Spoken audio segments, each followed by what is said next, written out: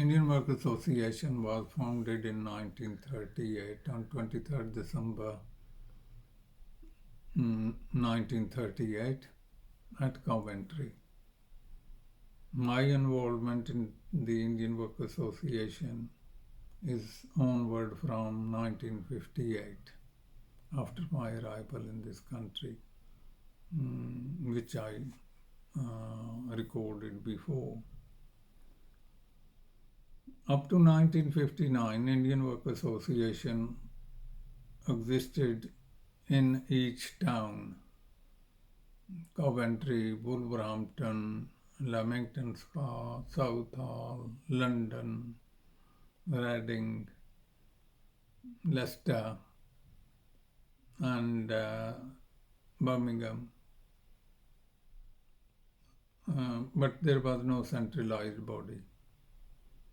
So the branches were circulated with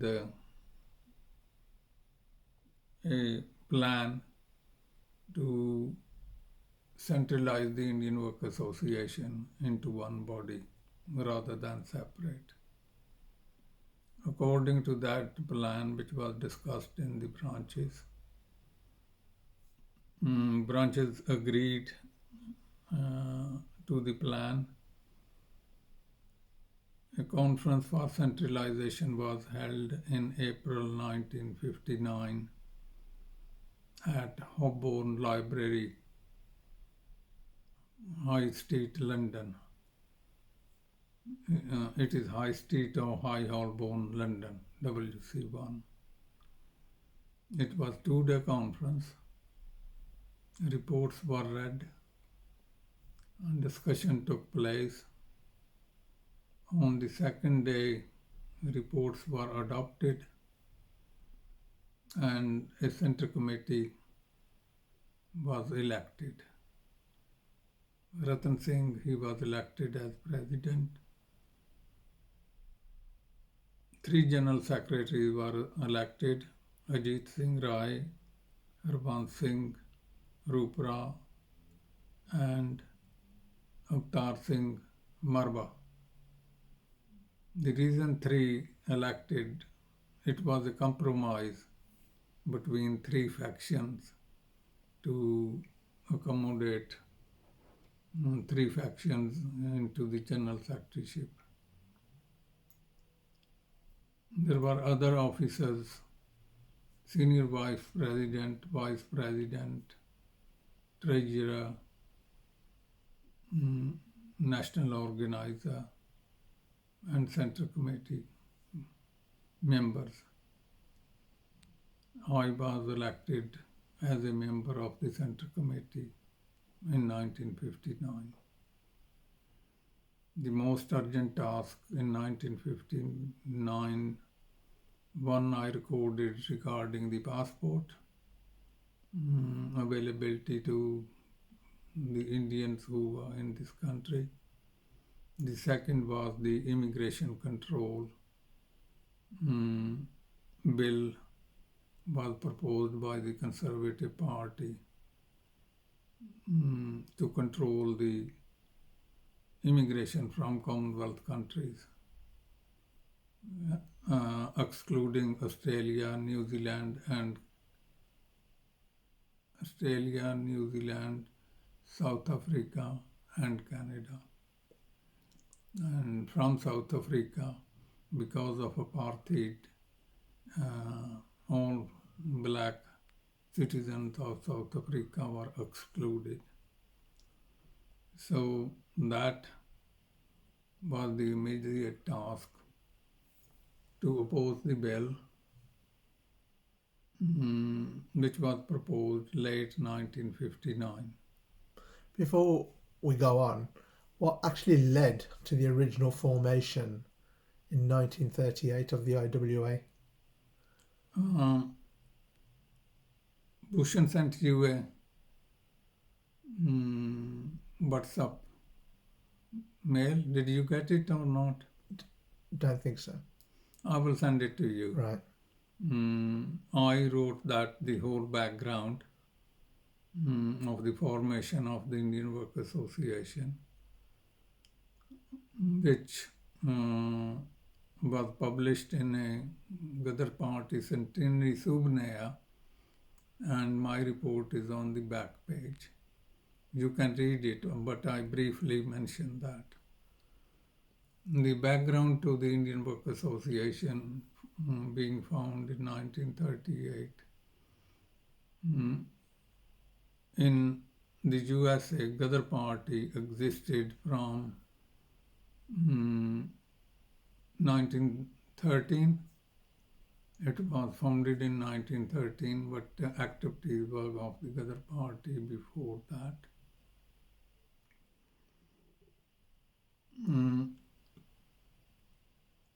United Kingdom or Great Britain, they made representation to the USA government against the activities of the Ghadr Party, who was campaigning for independence of India. So during 20s USA, they declared a ban on the Ghadr Party,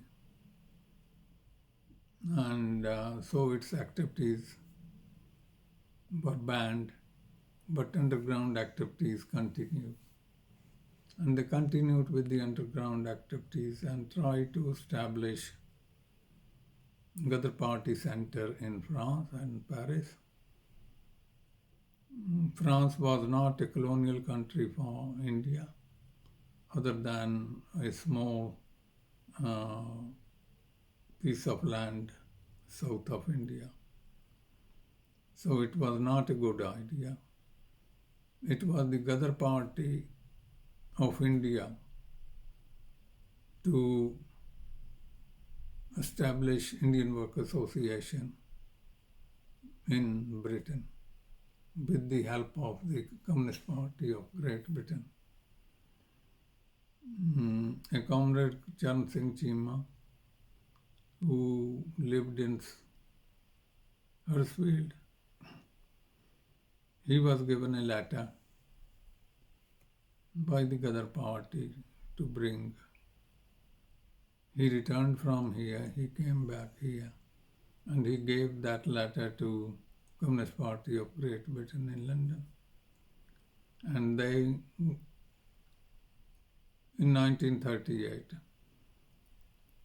and Communist Party conveyed that to the members of the Communist Party GB, and they held a meeting of them and consulted them, and it was agreed to form the Indian Work Association. Why Coventry? Because Coventry was main base of the Communist Party member, and also most people of Indian origin, they lived in Coventry. And so it was found on that, and the aim was of the Indian Work Association to campaign for independence of India. From 1938 to 1947, main activity of the Indian Work Association to campaign in the labor movement, into the trade union movement, and also lobbying the members of parliament, and particularly the Labour Party. Udham Singh was not present in the meeting, but he was a key force behind the organizing that meeting.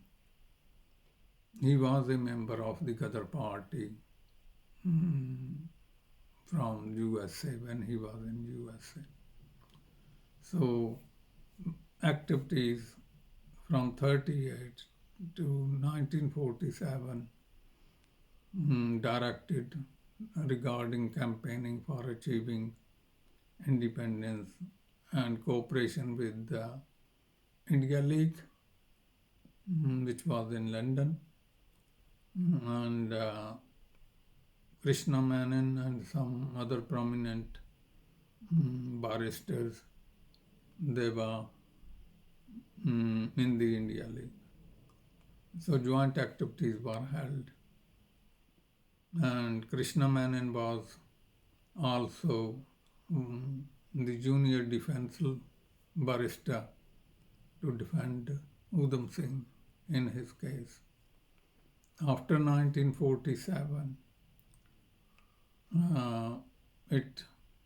Indian Work Association became inactive.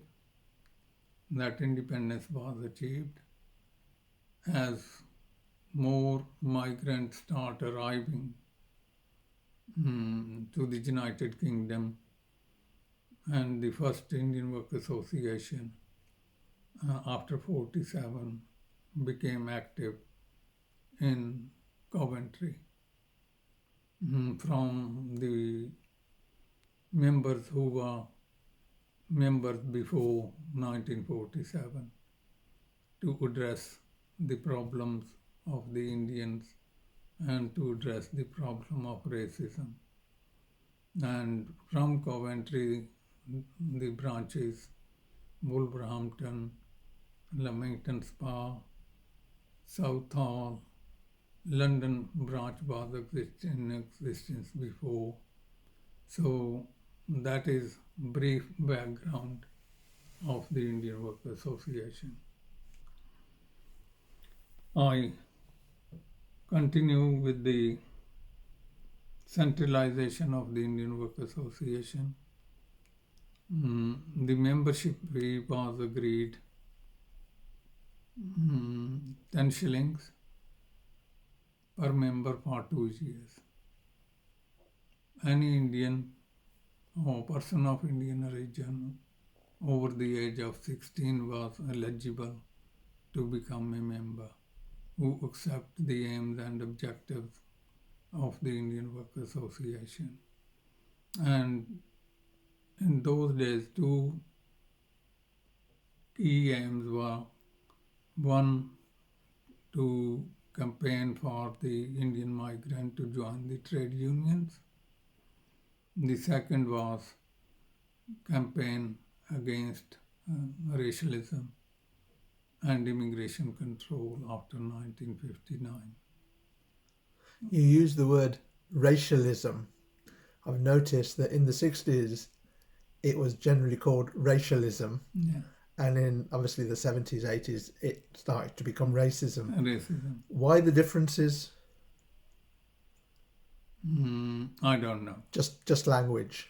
Just language. But during the 50s and early 60s, generally the word was used color bar. Color bar. In the public houses, color bar; in the housing, color bar; in the hotels.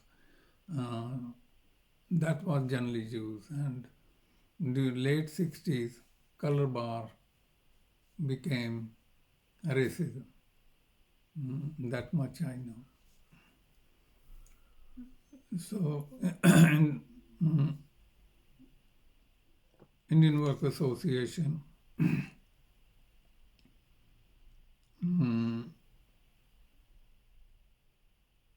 allied with Claudia Jones, who was an exile from America, and she was Communist Party member. That's why she was exiled. And she founded, after arriving in London, West Indian Gazette. Gazette. And then she went on to form the Notting Hill Carnival. Notting Hill Carnival. And she was a great campaigner and worked very closely with the Indian Work Association against the immigration bill.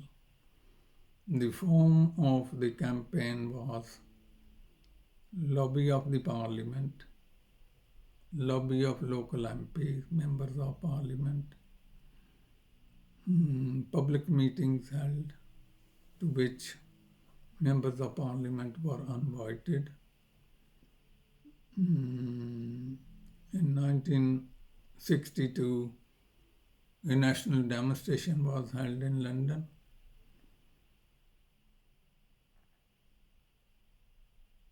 Indian Work Association also wrote a memorandum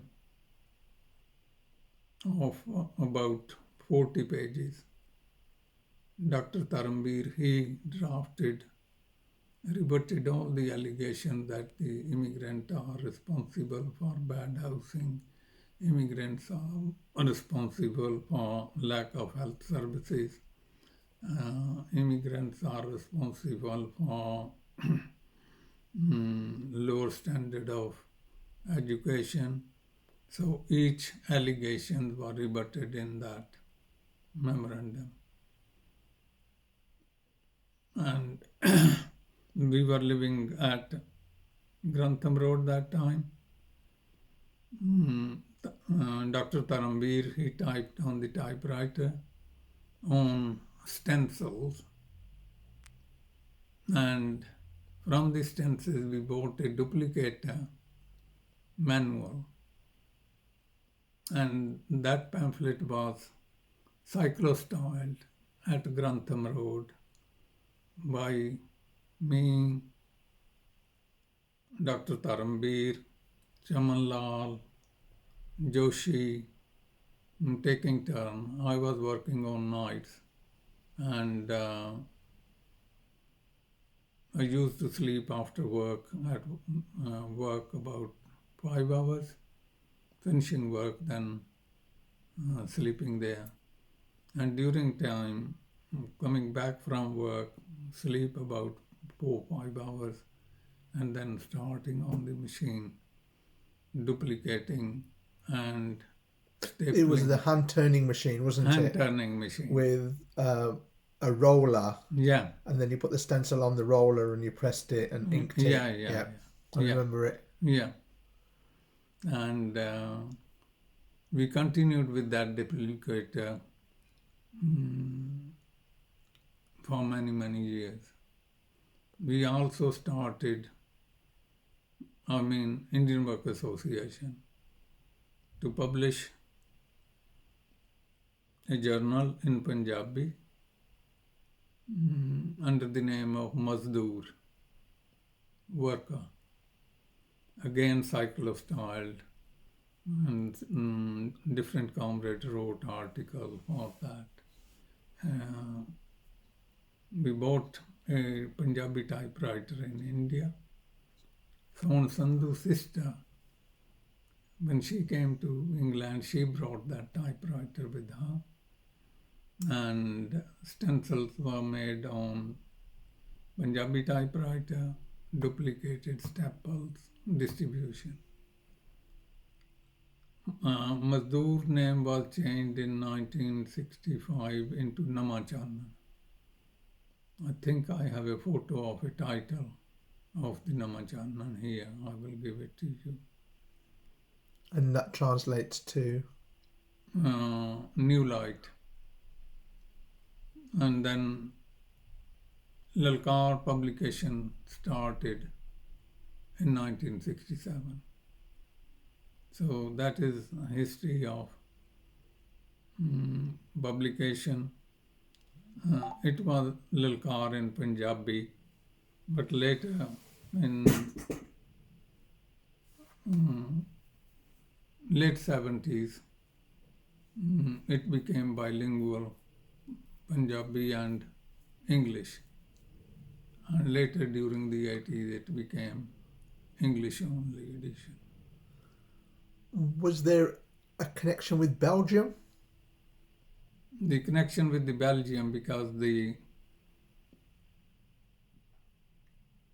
Lalkar and Punjabi, the printers here wanted with the logos of Lenin, Stalin, Marx, Engels. They wanted Punjabi text translation in English before they accept printing in this country. So Indian Work Association has fraternal relationship with the Belgian Communist Party. They had press and they were approached. They agreed that they will print it, but we have to lay the pages out and then send it there. They will print the paper and they will send here. So to execute that arrangement, I prepared the 12-page of Lalkar, 12 or 16 page, I don't know exactly. Comrade Manchanda from London and I, we went to Brussels, both of us. We stopped about 4 days. Belgian party printed the paper, 1,000 copy, made 2 bundles, and we returned on the flight.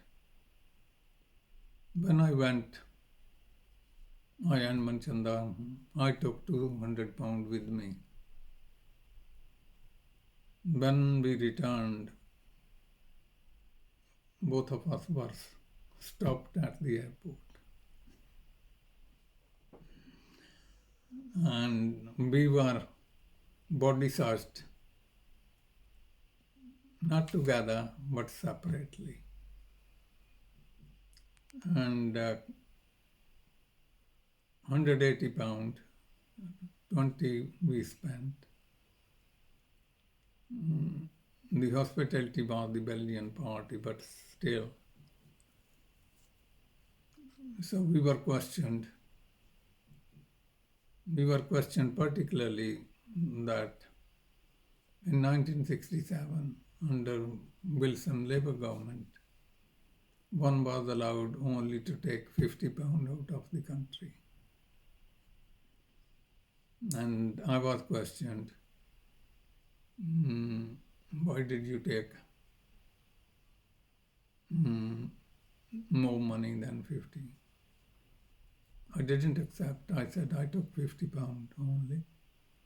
But our friends in Belgium, they gave us. In which currency? I said in sterling. All in sterling? Yes.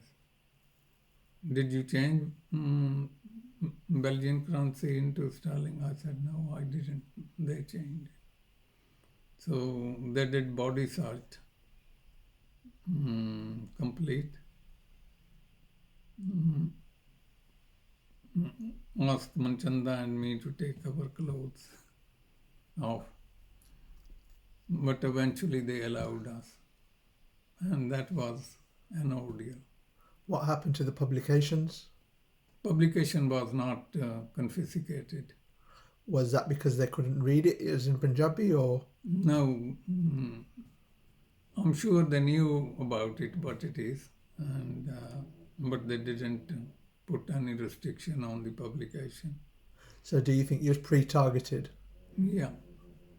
And then for the arrangement for publication was like this. When I was moved to London,